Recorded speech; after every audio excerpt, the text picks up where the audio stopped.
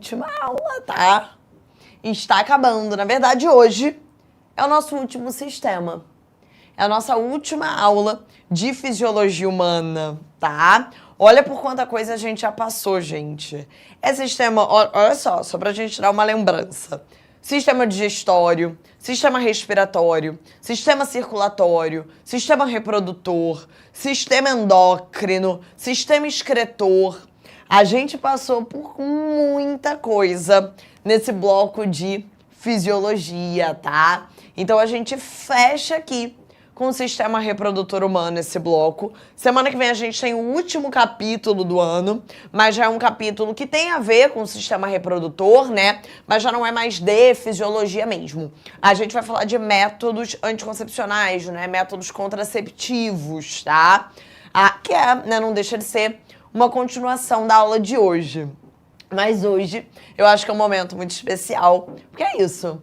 Acabamos o nosso bloco, a nossa trajetória dentro de fisiologia. E temos uma grande missão, né, para fechar esse bloco com chave de ouro. Falar dos dois sistemas hoje. O sistema reprodutor masculino e o sistema reprodutor feminino, ali com foco no ciclo menstrual. Então, para dar tempo da gente conseguir trabalhar aqui em 45 minutos com dois sistemas, eu vou passar a maior parte do tempo nos slides, tá, gente? Eu vou deixar para ir pro quadro em sistema reprodutor feminino, em ciclo menstrual. De resto, a gente vai só no slide mesmo, pra gente conseguir dar conta dessa quantidade de informação. Então vamos lá.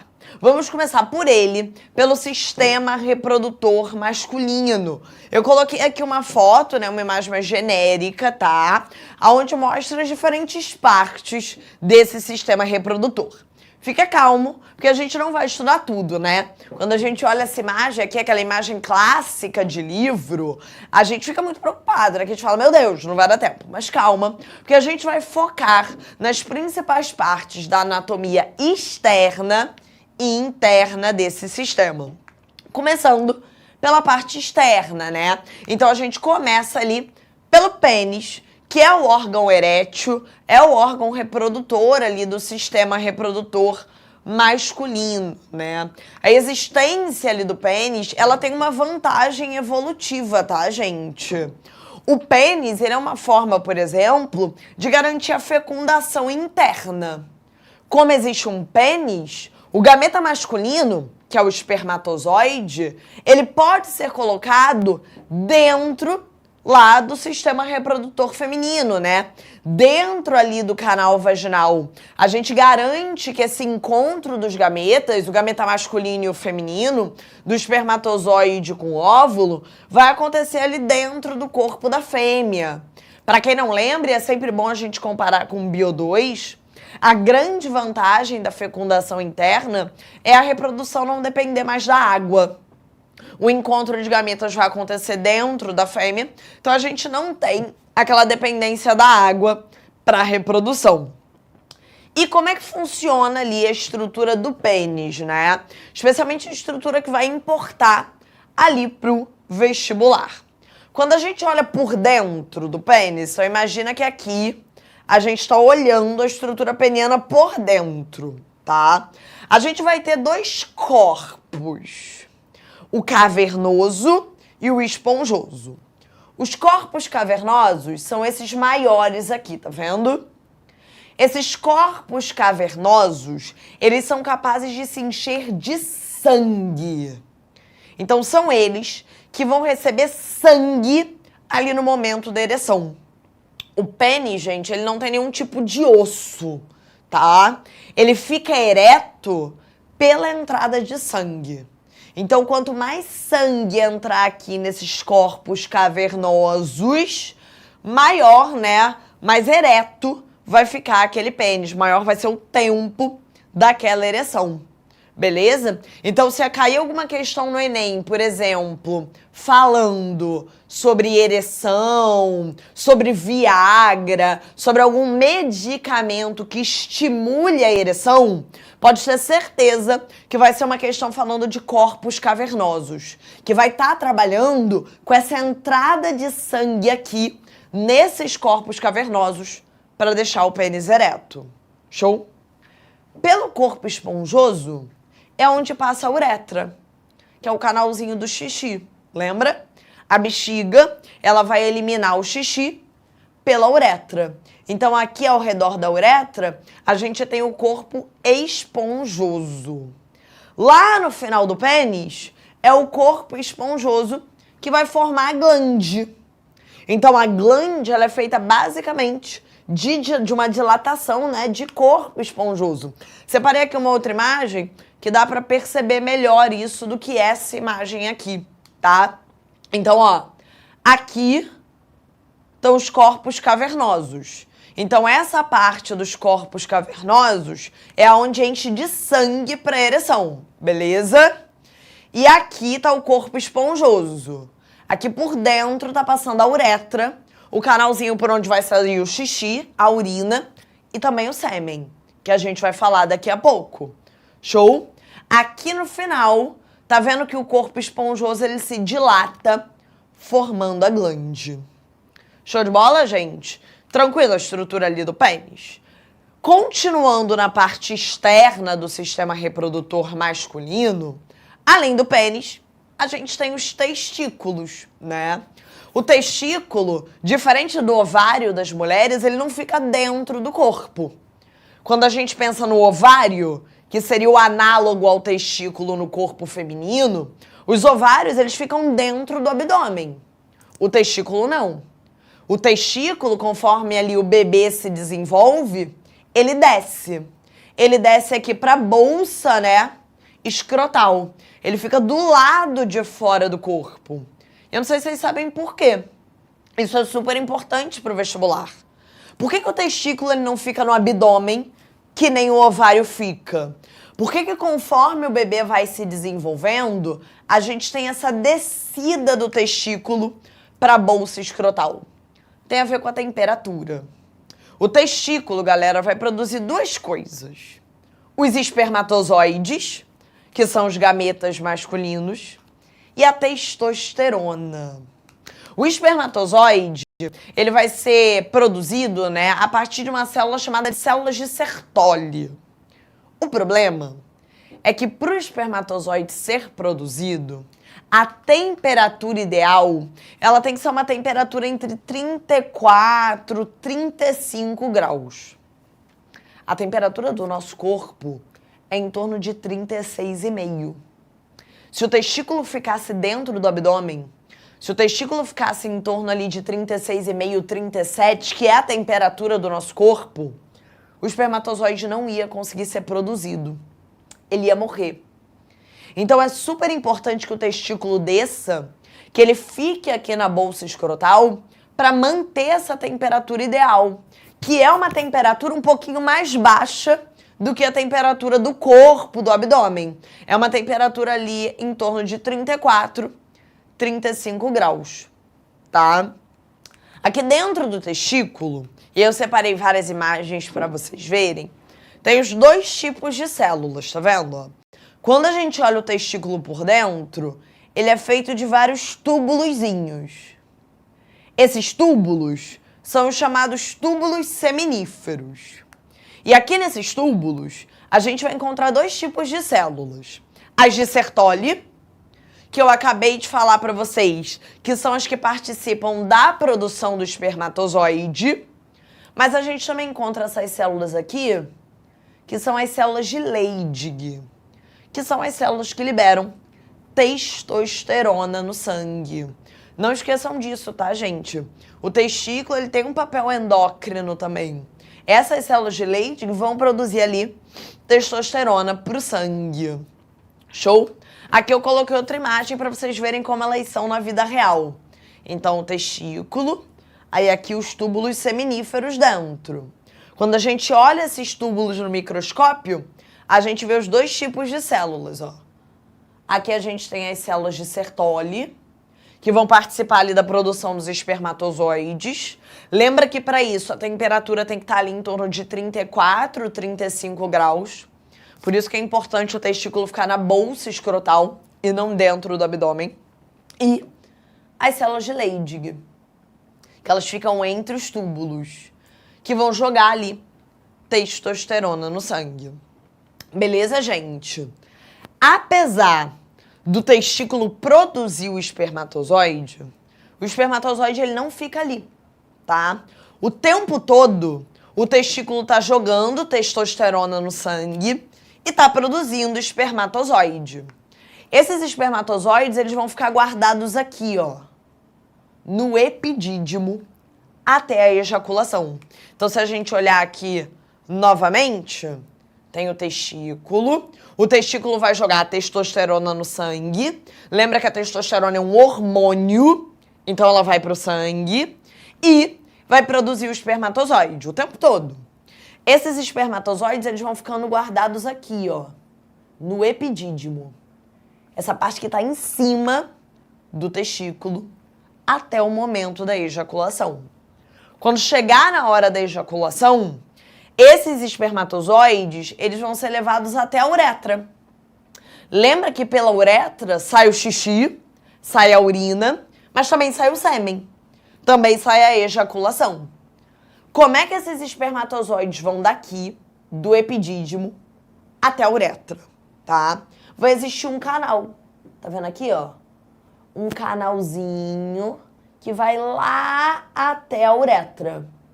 Esse canal que leva os espermatozoides que estão aqui no epidídimo, guardadinhos, até a uretra, é o chamado canal deferente. É com E mesmo, tá? Canal deferente. A gente vai falar mais dele semana que vem, quando a gente falar de vasectomia. Mas é importante vocês já conhecerem, tá bom? Então é esse canal deferente que vai levar o espermatozoide que tá aqui no epidídimo até a uretra, por onde ele vai sair ali no sêmen. E conforme o espermatozoide ele vai passando por esse canal, ele vai recebendo outros líquidos que vão formar o sêmen, tá? A primeira coisa que vocês precisam pensar, gente, é que o sêmen, ele vai sair pela uretra, né?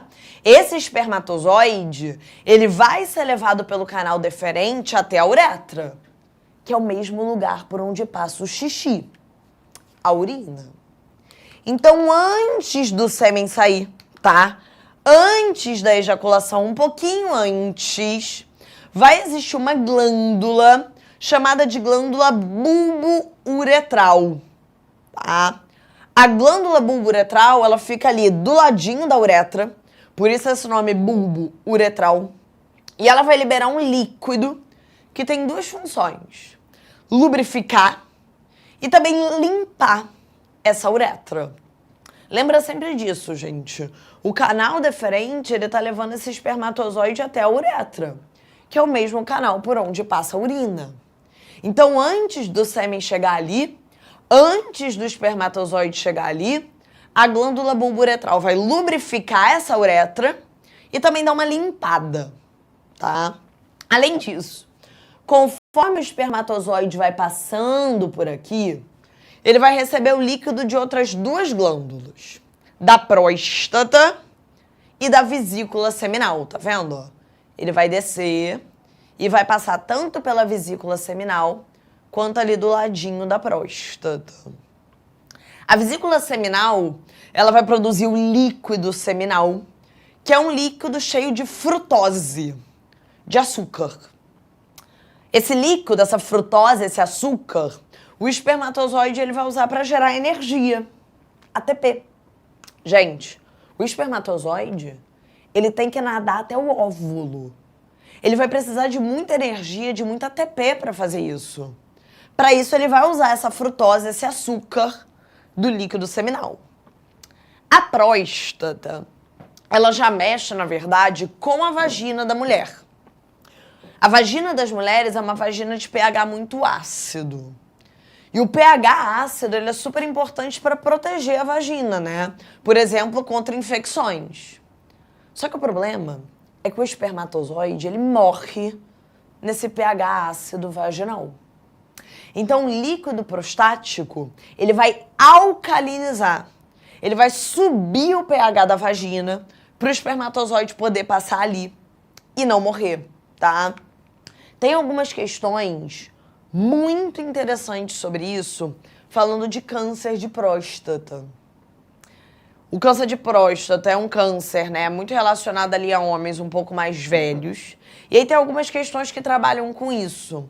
Com homens que tiveram que tirar a próstata por conta de câncer. Ok. Aí a questão te pergunta o seguinte. Por que esses homens eles estão estéreis se eles têm testículo? Tipo, um cara que tirou a próstata por causa de câncer, ele continua tendo testículo. Então, ele continua produzindo espermatozoide. Mas por que ele pode ficar estéril mesmo assim? Porque sem a próstata, talvez esse espermatozoide não sobreviva na vagina. Ele não vai sobreviver quando ele passar pelo pH ácido vaginal. E aí você vê a importância desse líquido prostático, né? Dessa alcalinização do pH vaginal. Da gente subir o pH da vagina para o espermatozoide poder passar por ali e continuar vivo. Show de bola, gente? Tranquilo, sistema reprodutor masculino, tá? É um sistema bem mais fácil, sem dúvidas, que o feminino, porque tem menos partes que podem ser cobradas para vocês. Mas conseguiram pegar a ideia básica do sistema? Então é lembrar da anatomia externa, tá, gente? Lembrar ali do pênis, principalmente da questão da ereção do pênis, pela entrada de sangue ali nos corpos cavernosos, tá? Lembrar que ali pela uretra vai sair o xixi e vai sair também o sêmen, beleza? Por isso que antes do sêmen sair, a glândula bulburetral, ela vai liberar um líquidozinho para limpar e lubrificar a uretra. Ela tá aqui, ó, na imagem, tá vendo, ó? Aqui tá a glândula bulburetral, ela é bem pequenininha, tá vendo, ó? Ela vai liberar esse líquidozinho que limpa e lubrifica a uretra. Beleza. O espermatozoide, ele é produzido aqui no testículo. Lembra que o testículo produz espermatozoides, que vão ficar aqui no epidídimo, e também produz testosterona pro sangue. Esses espermatozoides aqui do epidídimo, eles vão lá pra uretra pelo canal deferente. Conforme eles forem passando pelo canal deferente, eles vão receber dois líquidos. O da vesícula seminal e o da próstata.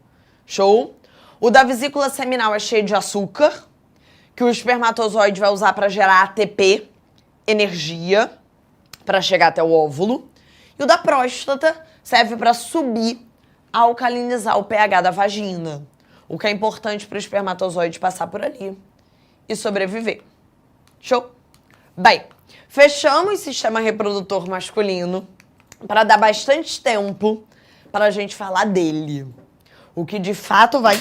Eita! Lá se foi o passador, ninguém viu, Renan. Você não viu, tá? O que de fato vai nos dar trabalho, o que de fato vai ser cobrado ali nas questões, né, com mais afinco, que é o sistema reprodutor feminino, especialmente por conta do ciclo menstrual. Mas antes de entrar em ciclo menstrual, a primeira coisa que você precisa conhecer é a anatomia do sistema reprodutor feminino, né? Então a gente tem a vulva, que é a parte externa ali do sistema reprodutor, né? É o que erroneamente às vezes as pessoas chamam de vagina, mas na verdade a vagina, ela vai pegar toda essa parte interna, todo o canal vaginal, tá? Essa parte externa, onde a gente encontra ali o clitóris, os lábios maiores, os lábios menores, essa parte externa do sistema reprodutor feminino é a vulva. A vulva, ela vai se comunicar com o útero pelo canal vaginal, tá vendo, ó? Aqui é o colo do útero, onde tem o buraquinho, por onde passa o sangue da menstruação, né? O sangue menstrual, ele desce aqui pela vagina. E também o bebê na hora do parto. É claro que esse buraco ele vai ficar maior, ele vai dilatar para passar o bebê na hora do parto. Então aqui tá o colo do útero, entre o útero e a vagina. Aqui tá o útero, onde tem uma camada de sangue, que é o endométrio, tá? O endométrio é essa camada de sangue que fica dentro do útero. É uma camada de sangue que serve para o embrião se fixar, que é o processo que a gente chama de nidação. quando o embrião se fixa aqui nesse sangue, nesse endométrio que está dentro do útero. E essa camada de sangue também vai nutrir esse embrião até o momento, né, do surgimento da placenta, que a gente já falou aqui em algumas aulas atrás. Beleza? Então aqui dentro do útero tem esse endométrio, essa camada de sangue para anidação, para fixação de um possível embrião e também para nutrição até o surgimento da placenta. Quando não acontece a gravidez, esse endométrio, essa camada de sangue, sai pela vagina, que é a menstruação. O útero, ele vai se ligar aos 2 ovários pelas tubas uterinas, também chamadas antigamente de trompas de Falópio. Mas o nome mais moderno são as tubas uterinas. Beleza, gente? Até aqui? Vamos lá pro quadro para falar de ciclo menstrual? Vem comigo. Para falar de ciclo menstrual, gente, não vou mentir com vocês, tá? Não vou mentir para vocês. É difícil, é muita coisa. Tudo que eu falar aqui eu deixei anotado nos slides. Então se preocupa de entender o processo. Não se preocupa tanto em copiar, porque tudo que eu colocar aqui tá lá também. Mas eu acho melhor ir montando com vocês para vocês entenderem a ordem das coisas. Vou tentar fazer um esqueminha bem simples, tá? Então tentar colocar aqui como se fosse o útero, beleza? Tranquilo. Aqui a tuba uterina, vou botar de um lado só, para ocupar menos espaço. Tem um outro pilô, Renan? Preto? Aí engatilhado, porque esse daqui tá bem fraquinho. Você troca pra mim rapidinho? Um minutinho, gente. Agora que eu vi que tava fraquinho. Alan consumiu toda a carga do pilô. Isso tudo. Deixou nada pra gente. Ué, tá vivo. Obrigada, Renan. Então aqui o útero. Vou colocar aqui um ovário. Vou fazer um ovário bem exagerado, tá, gente? Bem grande mesmo, porque vai acontecer muita coisa aqui no ovário. Então não tá proporcional, tá? Aqui o útero e o ovário completamente desproporcionais para eu conseguir desenhar tudo. E aqui vou colocar os gráficos que a gente vai montar juntos. Tá? E vamos lá. O grande problema do ciclo menstrual, gente, o grande problema de você entender esse processo aqui de produção de óvulos, da gravidez, da menstruação da mulher, é porque tudo começa antes da menina nascer. Eu sei, é muito doido, mas o processo que a gente vai mostrar agora, ele começa enquanto a bebê ainda está dentro do útero da própria mãe. Tá? Quando a gente está lá dentro do útero da nossa mãe, quando a gente ainda é um bebê, a gente tem células chamadas de ovogônias. Vou apertar aqui nesse cantinho. Que são células diploides, são células 2N, tá? Então, dentro do nosso ovário, a gente ainda nem nasceu, estão cheias dessas ovogônias. Os hormônios da nossa mãe transformam essas ovogônias nos chamados ovócitos 1 ou ovócitos primários, que também são células diploides ou 2N. Então, quando a bebê nasce, aqui dentro do ovário dela, a gente encontra vários desses ovócitos primários, várias dessas células diploides, aqui dentro do ovário. O que eu quero que vocês percebam? São células extremamente importantes, galera. Se você perder, não tem como você produzir novos ovócitos primários. É por isso que a gente fala que a menina ela já nasce com todos os gametas prontos. Não é que eles estão prontos, muita coisa ainda vai acontecer. Mas quem transformou as suas ovogônias em ovócitos primários foi a sua mãe, durante a gravidez. Então você vai nascer com todos os ovócitos primários que você vai ter para o resto da sua vida. Não vai ter como produzir mais. Por isso que são células tão preciosas, tão importantes. Porque realmente a gente nasce com todos esses ovócitos primários que a gente tem para usar até a menopausa. Como são células muito importantes, elas vão ser protegidas por outras células que eu vou botar aqui de vermelho. Essas célulazinhas são as chamadas células foliculares. E esse pacotinho aqui, ovócito no meio, com várias células foliculares ao redor, a gente chama isso aqui de folículo ovariano. Então, dentro do ovário, a gente vai encontrar milhares de folículos ovarianos, todos feitos ali de ovócitos primários, rodeados por essas células foliculares. Beleza? Imagina que tem milhares desses folículos. Eu desenhei aqui um só. Quando a menina chegar na puberdade, e a partir de então todo mês isso vai se repetir, digamos assim, de uma forma bem simplista, vai começar ali o ciclo menstrual.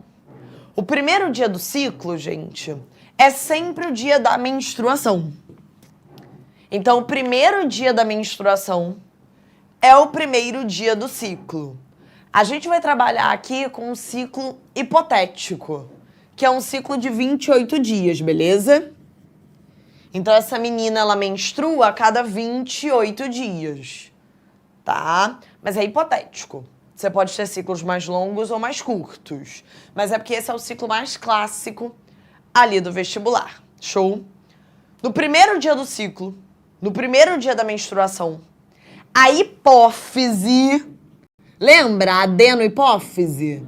Que a gente falou há várias aulas atrás, lá em sistema endócrino. A hipófise vai liberar o primeiro hormônio envolvido no ciclo menstrual. A hipófise vai liberar, ó, vai subir aqui, o FSH.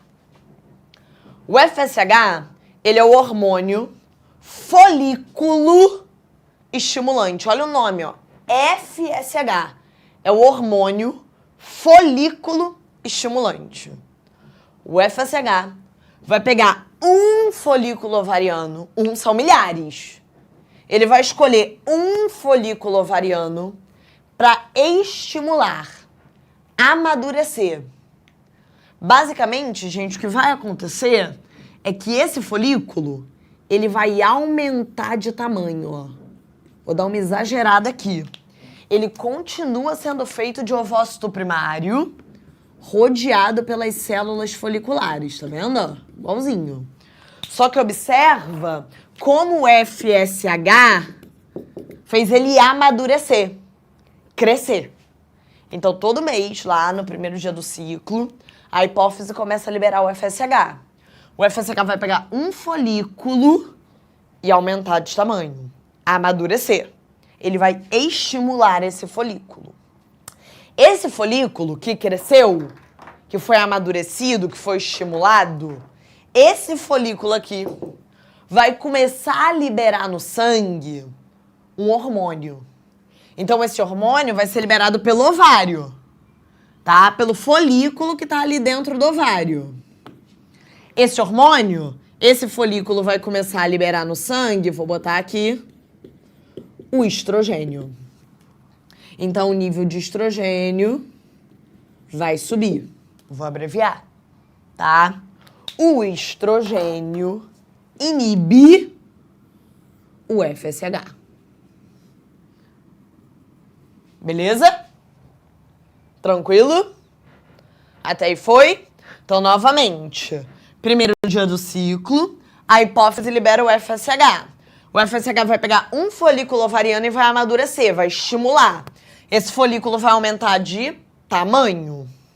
E ele vai começar a liberar no sangue estrogênio. O estrogênio inibe o FSH. O estrogênio também começa a promover o crescimento do endométrio. Então, começa a surgir aqui aquela camadinha de sangue dentro do útero. Começa a surgir aqui o endométrio. O endométrio começa a espessar, começa a surgir aqui dentro do útero.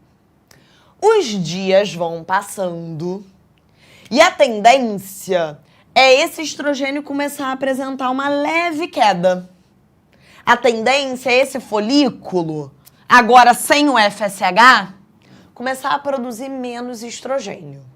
Mas não tem problema, porque no 14º dia do ciclo, desse ciclo de 28 dias, tá? Então aqui bem no meio, no 14º dia do ciclo, a hipófise vai liberar a dupla do FSH.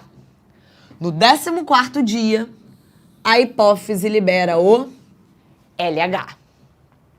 O LH é um hormônio que tem muitos efeitos. Vamos lá. Primeira coisa que o LH faz. O LH vai pegar esse ovócito primário e vai fazer com que ele sofra meiose 1.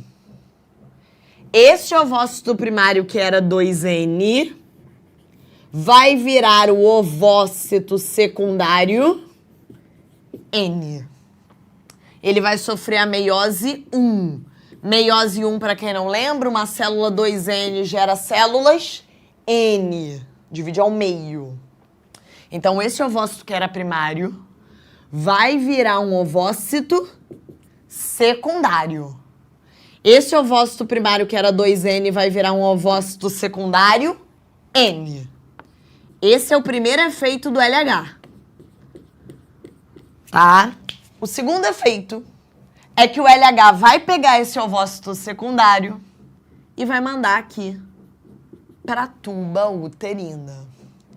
Esse fenômeno em que o LH manda o ovócito secundário para a tuba é a chamada ovulação.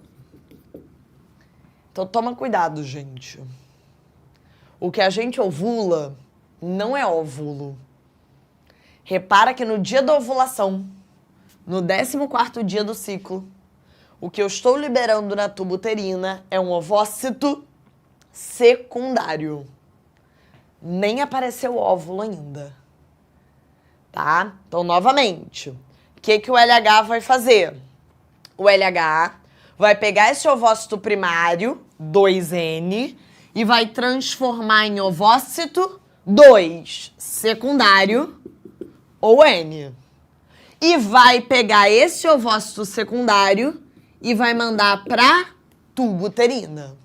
Por isso que a gente diz que o LH é o responsável pela ovulação.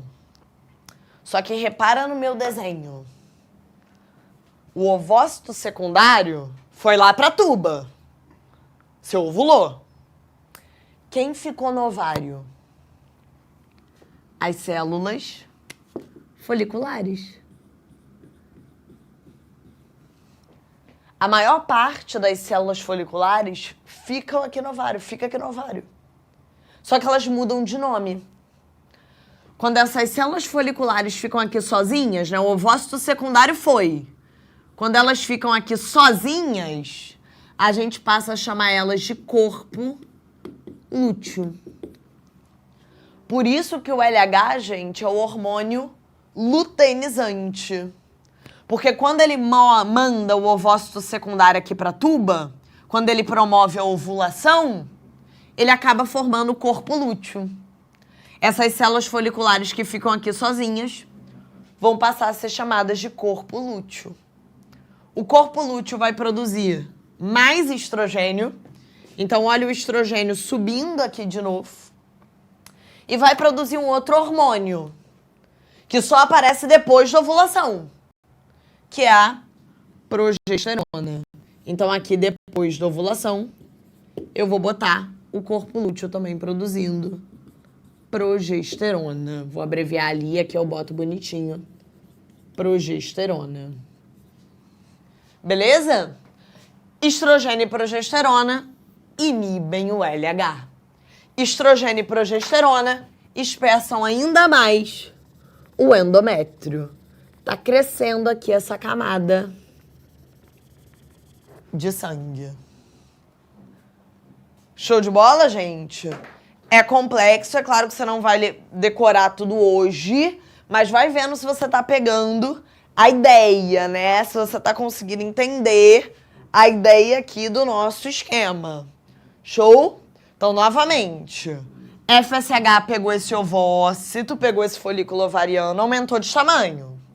Estimulou o folículo. Esse folículo aumentado, amadurecido, começou a liberar no sangue estrogênio. Começou a crescer o endométrio, inibiu o FSH. A tendência com os dias é que o estrogênio comece a cair, mas tudo bem, porque no 14º dia a hipófise vai liberar o LH. O LH vai pegar esse ovócito 1 e vai transformar no ovócito 2. E vai mandar esse ovócito 2 para tubo uterina, que é o que a gente chama de ovulação. Quem fica no ovário? As células foliculares, que vão passar a ser chamadas de corpo lúteo, que vão produzir mais estrogênio e progesterona. Os dois juntos vão crescendo aqui o endométrio. 2 cenários a partir daí. Primeiro cenário. Não aconteceu gravidez. Tá? Não existiu gravidez. Se não aconteceu uma gravidez, gente, depois de alguns dias, o corpo lúteo morre. Pensa comigo. O corpo lúteo estava produzindo estrogênio e progesterona. Se o corpo lúteo morre, o que vai acontecer com essa estrogênio e essa progesterona que ele estava produzindo? Vão cair. Você vai pegar o gráfico da questão e vai existir uma queda do estrogênio e da progesterona. Teve queda hormonal? Você já sabe que o corpo lúteo morreu. Se o corpo lúteo morreu, não existiu gravidez, tá? Se esses hormônios estão caindo, o que vai acontecer com essa camada de sangue? Com esse endométrio que estava sendo mantido por eles? Vai sair pela vagina. Vai acontecer a menstruação. Então não tem erro, gente. Pegou o gráfico lá no Enem e aqui no final do ciclo tá tendo queda de estrogênio e progesterona, esses hormônios estão caindo, não teve gravidez. O corpo lúteo morreu. Essa mulher vai menstruar.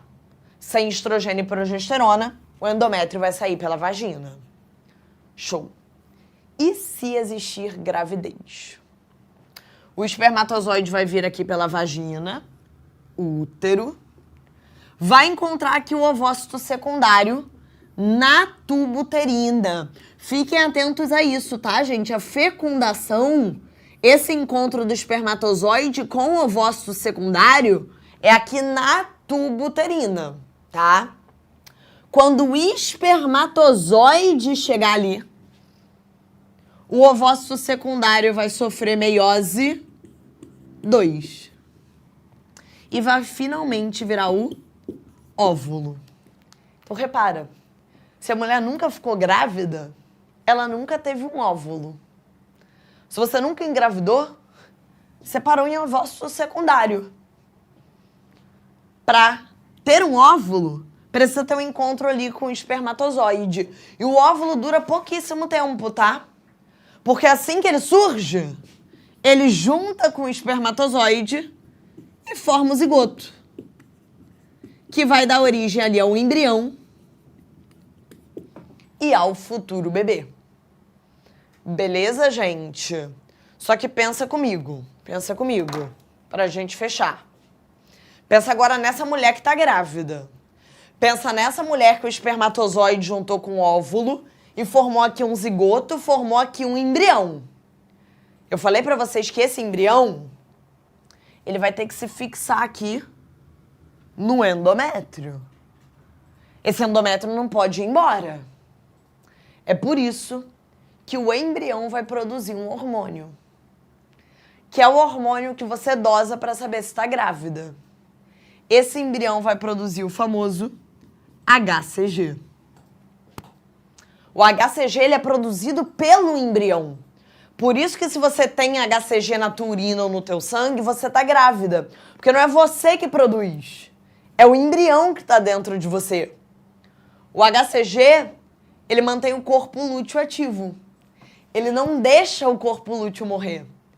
E é por isso que os níveis de estrogênio e progesterona continuam altos. Então, se você pegar esse gráfico, vou fazer outro aqui, só para não ficar muito zoneado, tá? Peguei o gráfico lá no Enem. Calma aí. Peguei o gráfico lá no Enem. Os níveis de estrogênio e progesterona daquela mulher continuaram altos, significa que tem um embrião dentro dela produzindo HCG. O corpo lúteo dela tá ativo, tá produzindo estrogênio e progesterona para manter o endométrio. Isso aqui é um indicativo de gravidez. Beleza, gente? Tira um print aí. Tira um print aí.